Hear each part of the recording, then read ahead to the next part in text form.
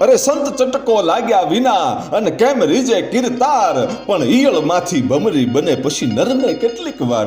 નરને જો નારાયણ થવું હોય તો પોતાના માતા પિતાની સેવા કરવી પડે અને સંતને પોતાના ગુરુની સેવા કરવી પડે. બાકી ગુરુબિન જ્ઞાન ન ઉપજે અને ગુરુબિન મીટે ન ભેદ, ગુરુબિન સંશય ના ટળે ભલે વાંચો ચારો વેદ. તમે ચારે વેદો વાંચ્યા હોય અને તમારે ગુરુ ન હોય ને તો તમે નુગરા જ કહેવાય. ગુરુ વગરની ઈશ્વરની કોઈ દિવસ પ્રાપ્તિ ન થાય. એટલે જ કીધું છે કે ગુરુ બ્રહ્મા ગુરુ વિષ્ણુ ગુરુદેવો મહેશ્વરાય, ગુરુ સાક્ષાત પરબ્રહ્મ તસ્મૈ શ્રી ગુરુવે નમઃ. ગુરુ જ બધું છે, સર્વસ્વ છે એ ગુરુ છે, એ માતા પિતા છે. એટલા માટે જેણે સાચા સદગુરુના શરણ સેવા છે, જેણે સદગુરુની સેવા કરી છે, એ જ ગુરુનો શિષ્ય ગુરુ કરતા છવાયો થાય. અને એવો જ એક મહાન સંત સિહોર તાલુકાના દેવગાણા ગામે ગોપાલ આશ્રમ આવેલો છે. ત્યાં પુરુષોત્તમદાસ બાપુ થયા અને ઉર્ફે એનું નામ બીજું નામ લુલા બાપુ હતું. અને પુરુષોત્તમદાસ બાપુએ ગોપાલ આશ્રમની સ્થાપના કરી. એટલું નહીં પણ પોતાની જીભમાં સતત એક જ નામ રટણ હતું કે રાજા રણછોડ, દ્વારકાનો નાથ મારો રાજા રણછોડ. પોતે જાગતા હોય ત્યાં સુધી તો આ શબ્દ પોતાની જીભમાં શરૂ જ હોય, પણ સૂઈ ગયા પછી જીભ છે ને એ એની રીતે બોલ્યા કરતી હોય કે રાજા રણછોડ, દ્વારકાનો નાથ મારો રાજા રણછોડ. આવા મહાપુરુષ પુરુષોત્તમદાસ બાપુ અને એના સંપૂર્ણ ઇતિહાસની જ્યારે આપણે વાત કરવી હોય ત્યારે એના પરચાઓ કેવા છે, એને કઈ જગ્યાએ ભ્રમણ કર્યું છે. અને તળાજા તાલુકાનું ઘાટરવાળા નામનું જે ગામ છે ત્યાં પાલીવાલ બ્રાહ્મણ ધાંધલિયા ટબાભાઈ અને ટબાભાઈના ચૂડી નામના ગામે લગ્ન થયેલા અને એમના ધર્મપત્ની સોનબાઈભાઈ અને સોનબાઈમાં અને ટબાભાઈ બંનેનું પવિત્ર જીવન એ ચૂડી ગામે પોતે રહેવા આવ્યા છે. અને એ જ ચૂડી ગામમાં એમ કહેવાય છે કે પુત્રનો જન્મ થયો. એ જ આપણા પુરુષોત્તમદાસ બાપુ. અને બાપુની જન્મ તારીખ 10 ચોથો મહિનો અને 1908 ચૈત્ર વદ પાંચમના દિવસે પૂજ્ય પુરુષોત્તમદાસ બાપુનો જન્મ થયો. એનું નામ પણ પુરુષોત્તમ રાખવામાં આવ્યું હતું. અને સમય જાતા ચૂડી ગામમાં પોતાના મોહાળમાં પૂજ્ય બાપુ છે એ મોટા થાય છે. અને કુદરતને એવું કંઈક કરવું હશે કે 2 જ વર્ષની જ્યારે ઉંમર થઈ, એ 2 વર્ષની ઉંમરે એમ કહેવાય છે કે પુરુષોત્તમદાસ બાપુને શીતળાનો રોગ થયેલો. અને એ રોગની અંદર બાપુના બંને પગ છે એ બંધ થઈ ગયા, પોતે અપંગ થઈ ગયા, બંને પગ ચાલતા બંધ થઈ ગયા. 2 વર્ષની ઉંમરે આવું દુઃખ પડ્યું. અને પોતાના માતા પિતાને તો ખૂબ ચિંતા થાય, પણ કરે શું? બંને પગ છે એ બંધ થઈ ગયા, અપંગ અવસ્થા. અને પુરુષોત્તમ છે એ ધીમે મોટો થતો જાય છે. અને 3 વર્ષની ઉંમર જ્યારે થઈને ત્યારે પોતાના માતા સોનબાઈ માં છે એને આ દુનિયામાંથી વહમી વિદાય લઈ લીધી. પોતાનું અવસાન થયું અને સ્વર્ગે સિધાવી ગયા. પછી તો બાપુ છે ટબાભાઈ પોતાના દીકરા પુરુષોત્તમને માં અને બાપનો બંને પ્રેમ આપે. માના અવસાન થયા પછી બાપ છે એ મહેનત મજૂરી કરી અને પોતાના દીકરાને મોટો કરે છે. એમ કરતા 10 વર્ષની જ્યારે ઉંમર થઈ ત્યારે આ પુરુષોત્તમ છે, આપણા પુરુષોત્તમદાસ બાપુ, એમ કહેવાય છે કે પોતે લાકડાની જે ઘોડી હોય છે એ ઘોડી લઈ અને એના ટેકે ચાલતા થયા. અને હાલવાની શરૂઆત થઈ એટલે 10 વર્ષની ઉંમરે એ દિહોર ગામે પોતે ચાલીને ભણવા માટે જતા, પોતે ભણવા જાય. અને 12 વર્ષની જ્યારે ઉંમર થઈ, ભણવાની હજી તો શરૂઆત હતી, 2 વર્ષ થયા હતા. અને એવા સમયે પોતાના પિતા ટબાભાઈનું પણ અવસાન થયું. અને આ બાળક છે પુરુષોત્તમદાસ છે એ પોતે નોંધારા થઈ ગયા. નોંધારા થયા પછી દિહોર ગામે પોતાના ફૈબા દુધીમાં જેનું નામ હતું એ દુધીબેનને ઘરે રહી અને પોતે અભ્યાસ કર્યો અને 7 વર્ષ અભ્યાસ કર્યો, એટલે કે 7 ધોરણ સુધી પોતે ભણ્યા. અને પછી આ તો ભાઈ યુગ યુગનો જૂનો ઓલિયો હતો, અને એ ઓલિયાને તો પછી આ અભ્યાસ ન કરવાના હોય અને ઈ એમ કહેવાય છે કે નિશાળ છોડી અને અભ્યાસ કેવો શરૂ કર્યો કે સત્સંગ કરવાનો, ભજન કરવાનું. અને દિહોરમાં આવેલા દરવાજા પાસેના રામજી મંદિરે જઈ અને સેવા પૂજા કરે, આરતીના દર્શન કરે, સાધુ સંતોની સેવા કરે. એમ કરતા કરતા પોતે ભક્તમાળા નામનું પુસ્તક વાંચવા લાગ્યા. અને એમાં નાભાજીનો જે પ્રસંગ આવે છે અને નાભાજીને પ્રભુ દર્શન આપે છે, પ્રભુ મળે છે. અને ઈ પ્રસંગને વાંચી અને પોતાની આંખમાં જળજળિયા આવી ગયા કે ઈશ્વર આને મળ્યો છે, ઈશ્વર મળ્યો એવો પ્રસંગ સાંભળ્યો અને પોતાનું હૃદય દ્રવી ગયું. અને મનની અંદર વિચાર આવ્યો કે જો નાભાજીને ઈશ્વર દર્શન દેતો હોય તો મને શા માટે ન આપે? મારે પણ ઈશ્વરના દર્શન કરવા છે. અને પ્રભુના દર્શન કરવાની હામ જાગી હૃદયમાં. અને 17 વર્ષની ઉંમરે એમ કહેવાય છે કે એકાંતે જઈ અને પ્રભુની ભક્તિ કરી, ભજન કીર્તન કરે. અને પછી પોતે તો બંને પગે અપંગ હતા, છતાં પણ કોઈ પણ માણસનો સહારો લીધા વગર પોતે યાત્રાએ ગયા. યાત્રા શરૂઆત કરી ભાઈ. અને યાત્રાએ ગયા એમાં ગિરનાર, ડાકોર, હરિદ્વાર, ઋષિકેશ જેવા અનેક યાત્રાધામોની એણે યાત્રા કરી. અને યાત્રા કરી અને પછી પોતાના મોહાળમાં ચૂડી ગામે પાછા આવ્યા. પાછા તો આવ્યા પણ ઘરે જવાને બદલે ખોડિયાર ટેકરી જે હતી એ જગ્યાએ જઈ અને પોતે વાસ કર્યો અને ત્યાં બેસી ગયા. અને ત્યાં એમ કહેવાય છે કે ભજન ભાવ કરવા માંડ્યા. અને એ પછી ચૂડી ગામના નિશાળમાં બાળકોને 2 વર્ષ સુધી સંસ્કાર અને શિક્ષણ પણ બાપુએ આપ્યું. અને એ પછી હબુકવડ નામનું જે ગામ છે ત્યાં જઈને ત્યાંની નિશાળમાં પણ બાળકોને સંસ્કાર અને શિક્ષણ 2 વર્ષ સુધી બાપુએ આપ્યું. અને એ પછી બાપા છે પુરુષોત્તમદાસ બાપુ એ ફરી વખત યાત્રાએ જાય છે. અને ત્યાં બપાડા જ્યારે ગયા બાપુ ત્યારે એક સંતનો ભેટો થયો. અને એ સંતની અંદર કંઈક જોયું બાપુએ અને આ હામી આંખમાં આંખ મળી ગઈ. અને એકાબીજા આ મહાપુરુષો છે એકબીજાને ઓળખી ગયા. અને એ બપાડામાં પૂજ્ય પુરુષોત્તમદાસ બાપુ છે એ સંતના ચરણે પડી અને ત્યાં રોકાય છે અને બાપુની સેવા કરે છે. એ બાપુનું નામ હતું ચરણદાસજી. એ ચરણદાસજીના ચરણો પકડી લીધા ભાઈ આ બાવલિયાઓ. અને બાપુએ ખૂબ સેવા કરી ચરણદાસજીની. અને એ પછી એકવાર બાપુને વિનંતી કરી, પુરુષોત્તમદાસ બાપુએ ચરણદાસજીને વિનંતી કરી, બાપુ તમારા શિષ્ય તરીકે મને અપનાવો ને, મને જો તમારા જેવો ગુરુ મળે ને તો મારા જન્મ જન્મના ફેરા ટળી જાય બાપુ. અને એ વખતે ચરણદાસજીએ એટલું કીધું કે બેટા સમય આવશે ત્યારે બધુંય થઈ જશે, પણ અત્યારે તું તારી જગ્યાએ જા. અને પછી બાપુ ત્યાંથી નીકળી, બપાડાથી નીકળી અને યાત્રા પૂરી કરી અને પાછા ચૂડી ગામે પોતાના મોહાળમાં જે ખોડિયાર ટેકરી હતી ત્યાં જઈ અને રહ્યા. અને સમય જતા જે ચરણદાસજી છે એ દિહોર ગામે આવ્યા. અને દિહોર ગામે આવી અને વસ્યા ત્યારે પુરુષોત્તમદાસ બાપુને ખબર પડી. એટલે એમ કહેવાય છે કે પુરુષોત્તમદાસ બાપુ એ ચરણદાસજી પાસે જાય છે દિહોર ગામે અને બાપુના ચરણે પડ્યા અને બાપુની સેવા કરી. અને પૂજ્ય સદગુરુદેવ શ્રી ચરણદાસજી બાપુએ એમ કહેવાય છે કે પુરુષોત્તમદાસ બાપુને વૈષ્ણવી દીક્ષા આપી અને પુરુષોત્તમમાંથી પુરુષોત્તમ દાસ ગુરુ શ્રી ચરણદાસજી એવું નામ આપ્યું.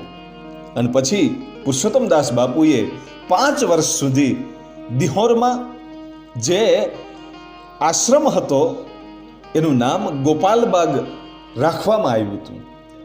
એ પુરુષોત્તમદાસ બાપુએ ગોપાલબાગ રાખ્યું હતું નામ. અને એ જ આશ્રમમાં ગોપાલબાગમાં રહી બગીચો સરસ મજાનો હતો. અને બાપુ કાયમને માટે બગીચાની તો સેવા કરે, સદગુરુની પણ એટલી બધી સેવા કરે. અને દિહોરમાં 5 વર્ષ સુધી જ્યારે પોતાના ગુરુ ચરણદાસજીની સેવા કરી, ત્યારે 5 વર્ષ પછી ચરણદાસજીએ કીધું કે બેટા, તારે ભ્રમણ કરવાની જરૂર છે, આ દુનિયાના અનુભવ મેળવવાની જરૂર છે. અને એ વખતે પોતાના ગુરુની આજ્ઞા લઈ અને પૂજ્ય પુરુષોત્તમદાસ બાપુ છે એ પોતે ભ્રમણ કરવા માટે નીકળે છે. અને ભ્રમણ કરતા કરતા ગોપનાથ અને જાંજમેર આવા અનેક ગામડાઓમાં બાપા થોડો સમય રોકાણા. અને પછી ડાઠા ગામના પાદરમાં અરીઠાના ઝાડ નીચે ધૂણો દખાવ્યો. અને ત્યાં રામાયણ પર જ્વાલા પ્રસાદજીએ જે ટીકા લખેલી છે એનો અભ્યાસ કર્યો. અને એ પછી બાપુ કલસાર ગામે સાધુ સંતોની સાથે 2 મહિના સુધી ભજન અને સત્સંગ કર્યું. અને એ પછી બાપુ છે પુરુષોત્તમદાસ બાપુ ભાવનગરના જશોદાનાથ ચોકમાં થોડો સમય રોકાણા. અને પછી ઉખલ્લા ગામે લઘુભાની વાડીએ 3 થી 4 મહિના બાપુ રોકાણા. અને જ્યારે 3-4 મહિના રોકાણા ને એ વખતે લોકો ત્યાં બહુ આવતા હતા, કારણ કે બાપુએ જે ભ્રમણ કર્યું અને ભ્રમણમાં એને જે જ્ઞાન પ્રાપ્ત થયું અને પોતે અભ્યાસ કર્યો, એમાં બાપુ પોતે ભાગવતાચાર્ય બની ગયા હતા. અને રામાયણ અને ગીતા જેવા જે ગ્રંથો છે એના શ્લોકો અને સ્તુતિઓ પોતે કંઠસ્થ થઈ ગઈ હતી. પોતે કથાકાર પણ બની ગયા હતા. અને ચોપાઈઓ અને શ્લોકો એવી સરસ રીતે આપણને સમજાવે કે માણસો છે એ જ્ઞાનમાં વિભોર થઈ જાય. અને એમ કહેવાય છે કે એક ચિત્તે લોકો છે એ બાપુને સાંભળવા મળતા. એવા તો બાપુ ભાગવતાચાર્ય બન્યા. અને પછી વાડીમાં તો મેળાવડો જામે બાપુનો સત્સંગ કરવા સાંભળવા માટે હજારો લોકો ભેગા થાય. પણ બાપુને એમ લાગે કે બહુ માણસો જ્યારે ભેગું થવા મળ્યું છે, ત્યારે પછી બાપુ છે એ પોતાની જગ્યા છે બદલી નાખતા. એટલે બાપુ પછી લઘુભાની વાડી છોડી અને ઉખલ્લા ગામથી થોડે દૂર આવેલી સુઈ નામની જે વાવ હતી, એ સુઈ વાવ નામની જે જગ્યા છે એ જગ્યાએ આવી અને બાપુએ ભજન કર્યું, તપ કર્યું. અને ત્યારબાદ ઘોઘાના શેઠ શ્રી ભૂપતભાઈ જે ઉખલ્લા ગામે રહેતા હતા, અને એની વાડીએ બાપુ 2 વર્ષ સુધી રહ્યા. અને ત્યાર પછી ઉખલ્લા ગામના એકાંતમાં જઈ અને બાપુએ ભજન કર્યું, તપસ્યા કરી. અને પછી એકવાર સાધુની જે જમાત છે એ જમાત ત્યાંથી નીકળી. અને ત્યારે એમાંથી એક નાનો એવો છોકરો જમાતમાં હતો. અને એ છોકરો છે એ પુરુષોત્તમદાસ બાપુના આશ્રમે જ રોકાઈ ગયો. અને એને બાપુએ પોતાનો શિષ્ય બનાવ્યો. અને એનું નામ મદન મોહનદાસ રાખવામાં આવ્યું. અને મદન મોહનદાસને પછી ધીમે ધીમે બાપુ છે એ પોતાની સાથે સત્સંગ કરાવે, ભજન કરાવે. એમ કરતા કરતા એ મદન મોહનદાસજી છે બાપુની સાથે મોટા થાય છે. અને ત્યાર પછી બાપુ પુરુષોત્તમદાસ બાપુ પોતાના ગુરુ ચરણદાસજી પાસે આવે છે. દિહોર ગામે આવી અને પોતાના સદગુરુના ચરણે પડી. અને પછી બાપુએ કીધું કે બાપુ, મને પંચધૂણી કેવી રીતે તાપવી એનું જ્ઞાન આપો. અને પછી પોતાના સદગુરુ શ્રી ચરણદાસજી પાસેથી એ પંચધૂણીનું જે સાધના કરવાની હોય છે એની વિધિ શીખી. અને પછી ગુરુ અને શિષ્ય જુદા પડે છે. ત્યાં જે ગોપાલબાગ આશ્રમ હતો, એ આશ્રમ બાળકોને સંસ્કાર અને શિક્ષણ મળે એના માટે એ હાઈસ્કૂલ બનાવવા માટે એ આશ્રમ છે એ ભેટ આપી દીધો. અને આજે ત્યાં આરટી મહેતા નામની જે હાઈસ્કૂલ છે દિહોરમાં, એ પેલા બાપુનો આશ્રમ હતો ગોપાલબાગ. ગોપાલબાગની જે જમીન હતી પોતાની જે આશ્રમની, એ બધી જ હાઈસ્કૂલ માટે આપી અને ગુરુ અને શિષ્ય પોતે નીકળી જાય છે. અને આજે પણ એ હાઈસ્કૂલની અંદર જતા પૂજ્ય બાપુની મઢી પણ અંદર છે. કારણ કે આ બાપુએ આશ્રમ આપી દીધો હતો. અને ગુરુ અને શિષ્ય ચરણદાસજી અને એમના શિષ્ય આપણા પુરુષોત્તમદાસ બાપુ એ બંને જુદા પડ્યા. અને પુરુષોત્તમદાસ બાપુ પણ અલગ જાય છે અને ચરણદાસજી બાપુ પણ અલગ જગ્યાએ જાય છે. ચરણદાસજી બાપુ ભાવનગરના ગોળીબાર હનુમાનની જે જગ્યા છે ત્યાં આવીને રહ્યા અને ત્યાંના મહંત પણ બાપુ બન્યા. અને પુરુષોત્તમદાસ બાપુ છે એ ઉખલ્લા ગામે આવ્યા અને પછી ઉખલ્લા ગામે આવી અને દર વર્ષે બાપુ ખોખરાનો જે ડુંગર છે અને એ ડુંગરમાં માળનાથ મહાદેવનું પ્રાચીન મંદિર છે ત્યાં દર શ્રાવણ મહિનામાં બાપુ જઈ અને માળનાથ મહાદેવની તપસ્યા કરતા. અને તે ડુંગરામાં ગંગેશ્વર મહાદેવ પણ આવેલા છે અને ગંગેશ્વર મહાદેવે જઈ અને બાપુએ ઝૂંપડી પણ બનાવી હતી, ત્યાં બગીચો પણ બનાવ્યો અને કૂવો પણ બનાવ્યો હતો અને 2 ભાગવત સપ્તાહો પણ કરી અને 2 તુલસી વિવાહ પણ બાપુએ ત્યાં કર્યા હતા. અને પછી માળનાથ મહાદેવથી 1.5-2 કિલોમીટર દૂર આવેલો ભીડિયો ગાળો ત્યાં પણ બાપુએ ખૂબ તપસ્યા કરી છે, બહુ જબરદસ્ત તપસ્યા કરી. અને પછી જ્યારે જ્યારે પુરુષોત્તમદાસ બાપુને સમય મળે ત્યારે ત્યારે પોતાના ગુરુના દર્શન કરવા માટે પોતે ભાવનગર ગોળીબાર હનુમાનના આશ્રમે જઈ અને પોતાના ગુરુના દર્શન કરી આવે. પણ એમાં એકવાર ઘટના એવી બનેલી કે પોતાના ગુરુના દર્શન કરવા માટે પૂજ્ય પુરુષોત્તમદાસ બાપુ જતા હતા અને એકો ગાડી હતી, જે બળદગાડું હોય, એક જ બળદ હોય, એને એકો ગાડી કહેવામાં આવે ને. એ એકો ગાડીમાં પૂજ્ય પુરુષોત્તમદાસ બાપુ છે પોતાના ગુરુના દર્શન કરવા માટે જ્યારે ભાવનગર જતા હતા ઉખલ્લાથી, એ વખતે બજરંગદાસ બાપાને જીપ લઈ અને નીકળવું. અને એ વખતે બજરંગદાસ બાપાએ જીપમાંથી ઉતરી અને પછી એમ કહેવાય છે કે પાછળ ગાડાની પાછળ ધીમે ધીમે ચાલતા આવે અને પુરુષોત્તમદાસ બાપુને વિનંતી કરી કે બાપુ સત્સંગ કરો, મારે સત્સંગ સાંભળવો છે. વિચાર તો કરો કેટલો આ મહાન વ્યક્તિ હશે કે બજરંગદાસ બાવલિયા જેવા સંતને પણ આવા પુરુષોત્તમદાસ બાપુના મુખેથી સત્સંગ સાંભળવાની ઈચ્છાઓ થાય. એ જેવો તેવો વ્યક્તિ ન હોય.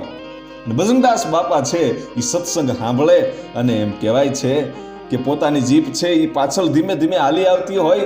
બજરંગદાસ બાપા છે એ ગાડાની પાછળ એકાની પાછળ ધીમે ધીમે હાલ્યા જતા હોય અને પુરુષોત્તમદાસ બાપુ પોતાના ગાડામાં બેઠા હોય અને પોતે સત્સંગ કરતા હોય અને એ ચાલતા ચાલતા બજરંગદાસ બાપા સાંભળતા હોય અને ઠેઠ ભાવનગર સુધી ચાલીને જાય ત્યાં સુધી પોતે સત્સંગ સાંભળે. અને બજરંગદાસ બાપા ચરણદાસજી બાપુના પણ એમ કહેવાય છે કે દર્શન કરે કે આવો મહાન વ્યક્તિ છે, એના ગુરુ કેટલા મહાન હશે એવું વિચારી અને બજરંગદાસ બાપા એ ચરણદાસજીના પણ એમ કહેવાય છે કે દર્શન કરે. અને જ્યારે જ્યારે પુરુષોત્તમદાસ બાપુ છે બગદાણાની આજુબાજુમાંથી નીકળે અને બજરંગદાસ બાપાને જ્યારે ખબર પડે ત્યારે એ ગાડું છે ગાડાની આડા બજરંગદાસ બાપા ઊભા રહી જતા ને એમ કહેતા કે હવે તમારે અહીંયા બગદાણામાં રોકાવું તો પડશે જ. અને પછી તો અઠવાડિયા સુધી પુરુષોત્તમદાસ બાપુને જવા ન દે અને એમ કે બાપુ તમે સત્સંગ કરો, બસ મારે તમારું સત્સંગ સાંભળવો છે. આટલા રસીલા બજરંગદાસ બાપા. અને જ્યારે જ્યારે ભાવનગરનો માળી પરિવાર જે હતો એ બજરંગદાસ બાપાના અનન્ય ભક્તો હતા અને બજરંગદાસ બાપાને ત્યાં બગદાણા એ માળી પરિવાર દર્શન કરવા માટે જતા ત્યારે બજરંગદાસ બાપા એમ કહેતા કે મારો બાપ તો ન્યા બેઠો છે પુરુષોત્તમદાસ અને તમે અહીંયા આવો છો એટલે તમારે એની સેવા કરવાની, એ તો મારો બાપ છે એમ પણ બજરંગદાસ બાપા કહેતા. ત્યારથી જે ભાવનગરનો માળી પરિવાર છે એ પુરુષોત્તમદાસ બાપુને પણ એટલું જ માન આપે છે અને આજે પણ એ આશ્રમમાં આવે છે. અને ઉખલ્લાથી પછી બાપુ છે એ ગામો ગામ ધર્મનો પ્રચાર કરવા માટે જતા.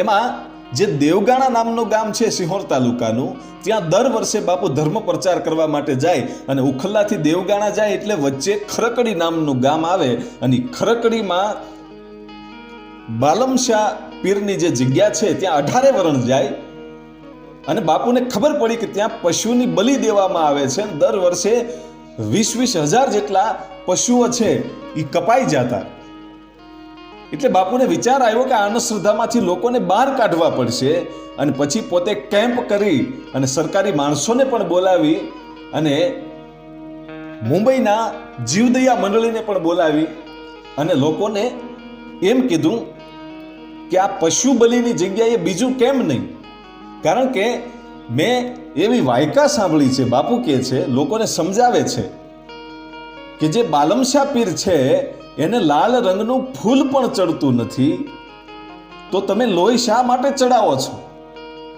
એટલે આ વસ્તુ અંધશ્રદ્ધા છે. અને પછી પૂજ્ય બાપુ છે એ શ્રીફળ અને સાકર પીરના એમ કહેવાય છે કે દરગાહે ધરે છે અને મુંજાવર ખૂબ રાજી થાય છે. અને એ વખતે લોકોને સમજાવ્યા કે તમારી માનતાઓ છે એ પશુ બલિથી નહીં પણ શ્રીફળ અને સાકરથી પણ પૂરી થશે. અને પછી બીજા વર્ષે પશુ બલિમાં ખૂબ સુધારો આવ્યો હતો અને એક પણ પશુ કપાણું નહોતું. અને બાપુએ આખા ગુજરાતની અંદર પછી તો આ પશુ બલિ બંધ કરાવી હતી. અને આવા મહાપુરુષ જે અંધશ્રદ્ધાથી મને તમને છોડાવે એના જ ઇતિહાસ આ દુનિયામાં હોય, બાકી ન વળે કાંઈ કરે ગે ગે કે ફે ફે ઘડી ક્ષણગાર ઈ મર્દોનો સજી લ્યો તો મજા આવે. એમ પશુ બલિ અટકાવે એ પણ મરદ કહેવાય. ખાલી લડીને મરી જવું ને લડીને કોકને મારી નાખવા એને મરદ કહેવાય એવું નહીં, પણ દાન કરવું એને પણ મર્દાનગી કહેવાય. એટલે આવો મર્દામર્દ પુરુષ, આવો મહાપુરુષ ઈ પુરુષોત્તમદાસ બાપુ, અને એણે ઈ પશુ બલિ પણ બંધ કરાવી અને પછી ઉખલ્લા છોડી અને બાપુ ભંડારિયા ગામે આવ્યા, જે બડી ભંડારિયા કહેવાય છે. એ ભંડારિયા ગામે બાપુ આવ્યા અને ત્યાં પંચધૂણી તાપી. પંચધૂણી તાપવી બહુ અઘરી વસ્તુ છે. પંચધૂણી એટલે સાધક છે એ વચ્ચે બેસે અને સાધના કરે અને એની પોતાની ફરતી 5 ધૂણીઓ હોય અને એ 5 ધૂણીઓની ફરતી પાછી બીજી 16 ધૂણીઓ હોય, એમ કુલ 21 ધૂણી હોય અને એ સળગતી હોય. અને 21 દિવસનો એ યજ્ઞ હોય, 21 દિવસ સુધી ધૂણીઓ સળગતી હોય અને પહેલા દિવસે એમાં 21 છાણા નાખવામાં આવે. 21 જે ધૂણીઓ હોય એની અંદર 21 છાણા નખાય અને બીજા દિવસે બીજા 21 છે એ એમાં ભળે પ્લસ થાય, એટલે બીજા દિવસે 42 થાય. એમ 42 છાણાઓ છે એ 21 ધૂણામાં હોય અને એ સળગતા હોય ને એની વચ્ચે બેસી અને તપસ્યા કરવાની, એ સાધના કરવાની. એવી રીતે જ્યારે 21 દિવસ પૂરા થાય એ 21ના દિવસે 440 છાણાઓ હોય એક ધૂણીમાં, એવી 21 ધૂણીઓ, અને એની જે આગ લાગેલી હોય અને એની વચ્ચે બેસી અને તપ કરવું એ સામાન્ય પુરુષનું કામ નથી. એ પંચધૂણી એમ કહેવાય છે કે આ પુરુષોત્તમદાસ બાપુએ તાપેલી એ ભંડારિયા ગામે. અને પછી જાગન્નાથ મહાદેવની સ્થાપના પણ ભંડારિયામાં પૂજ્ય પુરુષોત્તમદાસ બાપુએ કરી અને જમીનમાં ભોંયરું કરી અને હનુમાનજીની સ્થાપના પણ બાપુએ કરી. અને હનુમાનજીની સ્થાપના કર્યા પછી હનુમાનજીનું નામ પાતાલેશ્વર હનુમાન રાખવામાં આવ્યું હતું. અને પછી સમય જતા પોતાના ગુરુ શ્રી શરણદાસજી બાપુ છે એ જે ગોળીબાર હનુમાનજીની જગ્યા છે ભાવનગર, ત્યાં મહંત હતા અને ગુરુ શ્રી ચરણદાસજી બાપુ બ્રહ્મલીન થયા. એટલે બાપુ છે પુરુષોત્તમદાસ બાપુ પોતાના શિષ્ય મદન મોહનદાસ સાથે જઈ ભાવનગર જાય છે અને ગોળીબાર હનુમાને આવ્યા અને બાપુનો ભંડારો કર્યો, પોતાના ગુરુનો ભંડારો કર્યો. અને પછી સૌ સંતોએ મળી અને ગોળીબાર હનુમાનની જગ્યાના મહંત તરીકે પૂજ્ય પુરુષોત્તમદાસ બાપુને મહંત બનાવ્યા ભાવનગરની જગ્યામાં. અને પછી બાપુ ખૂબ જ્ઞાની હતા, ભાગવતાચાર્ય હતા. એટલે બાપુને સૌરાષ્ટ્ર કચ્છના સમસ્ત વૈષ્ણવ સાધુ સમાજના શ્રી મહંત બનાવ્યા હતા. એટલે બાપુ ભાગવતાચાર્ય તો હતા જ, સાથે સાથે લેખક પણ બહુ સારા હતા. સદગુરુ પ્રસાદી નામનું પુસ્તક પણ બાપુએ 1 થી 5 ભાગમાં લખ્યું. અને પછી બાપુએ પોતાના શિષ્ય મદન મોહનદાસ બાપુ સાથે યાત્રાએ ગયા. અને યાત્રાએ ગયા અને જ્યારે ડાકોર અડધી કલાકના ટાણે ઉતરે છે, બાપુના તો બંને પગ તો બંધ છે, પોતે અપંગ છે, એટલે તો એની છાપ લુલા બાપુ તરીકે પડી. ત્યારે ડાકોરમાં અડધીક રાતના ટાણે ઉતર્યા અને એ વખતે પૂંજારીએ કીધું કે ડાકોરના દરવાજા તો અત્યારે બંધ હોય, રાત છે, અત્યારે દરવાજા ન ખુલે, હવે તો સવારે ખુલે, હવે તમે સવારે આવજો. અને એ વખતે પૂજ્ય પુરુષોત્તમદાસ બાપુ એટલું જ બોલે છે કે જેવી હરિની ઈચ્છા, મારે તો હરિની સામે જવું છે, મારે તો આ ડાકોરના નાથની સામે જવું છે, એની ઈચ્છા હશે તો આ દરવાજા ખોલશે. કેટલો વિશ્વાસ હશે! અડધીક રાતને ટાણે એ પુરુષોત્તમદાસ બાપુ છે એ ડાકોરના મંદિરમાં જ્યારે જાતા હશે ને દ્રશ્ય કેવું બન્યું હશે વિચાર કરજો. અને આમ દ્વારકાધીશ જે ભગવાન ડાકોર છે એના દરવાજાની સામે નજર કરી ત્યાં તો અડધીક રાતના ટાણે ઘટના એવી બની કે ડાકોરનો ઠાકોર છે ને એને આપોઆપ દરવાજા ખોલી દીધા ભાઈઓ. અડધીક રાતને ટાણે એ ડાકોરના દરવાજા ઓટોમેટિક ખુલી ગયા હશે. તે વિચાર તો કરજો કે કેવી ઘટના હશે. અને આ સાથે જે સેવકો હતા ને એ તો આમ પોતાની આંખ્યું ફાટી ગઈ હતી કે આ આની ભક્તિ કેટલી હશે ભાઈ. એ ડાકોરનો ઠાકોરે જેથી દરવાજા ખોલ્યા અને ઓટોમેટિક અડધીક રાતને ટાણે એ દરવાજા પણ ખુલી ગયા હતા. આવો મહાન સંત અને યાત્રા કરી અને જ્યારે બાપુ છે પુરુષોત્તમદાસ બાપુ અને એમની સાથે મદન મોહનદાસજી બાપુ, આ મદન મોહનદાસજી બાપુએ આ ડાકોરના દરવાજા ખુલ્યા હતા એ આપોઆપ પોતાની નજરથી જોયેલું છે. અને યાત્રા કરી અને પાછા ભાવનગર ગોળીબાર હનુમાનજીની જગ્યાએ આવ્યા. એ વખતે પૂજ્ય પુરુષોત્તમદાસ બાપુ ત્યાંના મહંત હતા. અને જગદગુરુ જે શંકરાચાર્ય છે એ પણ પૂજ્ય આ લુલા બાપુ તરીકે ઓળખતા એને. અને એણે પણ છાપામાં બહુ લેખ આપતા. અને બાપુએ જે જગદગુરુ શંકરાચાર્ય છે એણે બાપુ વિશે ખૂબ લખ્યું છે, ઘણા બધા લેખો લખ્યા છે. અને એ પોતે જ લખે છે કે હું જ્યારે ભાવનગર ગોળીબાર હનુમાનના આશ્રમે ગયો ત્યારે પૂજ્ય બાપુ પુરુષોત્તમદાસ બાપુ એટલે એ લુલા બાપુ તરીકે ઓળખતા અને કહેતા કે હું જ્યારે ત્યાં ગયો અને મેં મારી ઓળખાણ આપી ત્યારે બાપુ છે એ ખૂબ રાજી થયા. પુરુષોત્તમદાસ બાપુ ખૂબ રાજી થયા.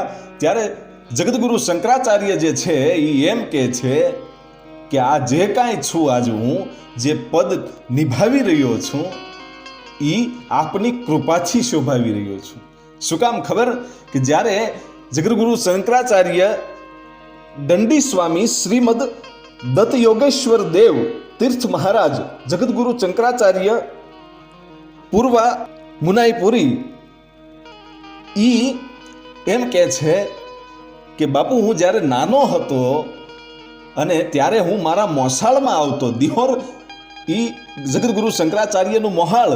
અને એ બાપુને યાદી આપે છે કે બાપુ ત્યારે હું સત્સંગમાં આવતો અને આપની ચોપાયું, આપની જે શ્લોકો છે તમે ખૂબ સારી રીતે સંભળાવતા, એના સંસ્કારો મારામાં પડ્યા. અને આજે આ જે પદ છે એ હું આપની કૃપાથી ભોગવી રહ્યો છું, આપની કૃપાથી શોભાવી રહ્યો છું. જગદગુરુ શંકરાચાર્યને પણ એના લેખ લખવા પડે એવો આ મહાન ઓલિયો. અને પછી તો પૂજ્ય પુરુષોત્તમદાસ બાપુ છે એણે મદન મોહનદાસજી બાપુને ચાદર વિધિ કરી અને પછી ગોળીબાર હનુમાનજી મહારાજના આશ્રમના મહંત તરીકે મદન મોહનદાસજી બાપુને તિલક કર્યું. અને ત્યારથી પછી બાપુ છે એ પોતે નીકળી જાય છે. આ જગ્યા મદન મોહનદાસજી બાપુને પોતાના શિષ્યને સોંપી ત્યાંના મહંત બનાવી અને પછી બાપુ છે એ ત્યાંથી નીકળી જાય છે અને પાછા ભંડારીયા ગામે આવ્યા. અને ત્યારબાદ દેવગાણા ગામના લોકોના આગ્રહથી, દેવગાણા ગામના લોકો છે એ બાપુને ખૂબ આગ્રહ કરીને એમ કહેતા કે બાપુ અમારા ગામમાં આવો રહેવા માટે, તો અમારું ગામ છે એ પવિત્ર થાય, અમારા ગામના ભાગ ખુલી જાય. અને ગામનો ભાવ બહુ હતો એટલે પૂજ્ય બાપુએ હા પાડી અને દેવગાણા ગામે પૂજ્ય પુરુષોત્તમદાસ બાપુ છે એ આવે છે. અને હરિશંકરભાઈ દવે એની વાડીએ બાપુ રોકાણા. અને ત્યારબાદ ખારીના ઢોરા તરીકે ઓળખાતી જે જગ્યા છે એ જગ્યાએ બાપુએ આશ્રમ બનાવ્યો અને આશ્રમનું નામ ગોપાલ આશ્રમ રાખવામાં આવ્યું અને એ આશ્રમમાં બાપુએ બગીચો બનાવ્યો અને બીજવડ એ 108 બીજવડ બાપુએ રોપ્યા અને જ્યારે જ્યારે બાપુ છે એ બગીચામાં પાણી પાતા હોય એ વખતે એક જ શબ્દ છે પોતાની જીભમાં હોય, રાજા રણછોડ, રાજા રણછોડ, દ્વારકાનો નાથ મારો રાજા રણછોડ.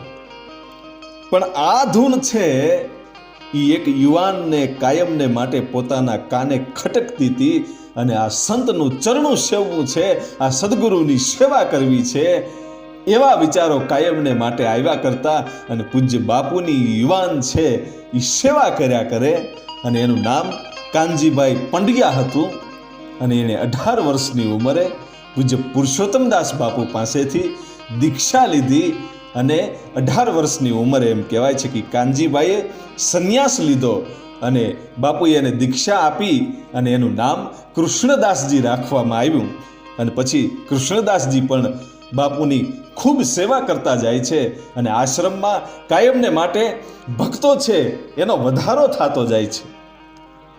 અને પછી સમય જતાં પુરુષોત્તમદાસ બાપુએ નક્કી કર્યું કે દ્વારકામાં, બેટ દ્વારકામાં જઈ અને ભગવાન દ્વારકાધીશની સામે મારે 7 સપ્તાહો વાંચવી છે, 7 સપ્તાહો કરવી છે એવો નિર્ણય કર્યો અને પોતાના શિષ્ય કૃષ્ણદાસજી સાથે દ્વારકામાં દર વર્ષે જઈ અને સપ્તાહ કરે.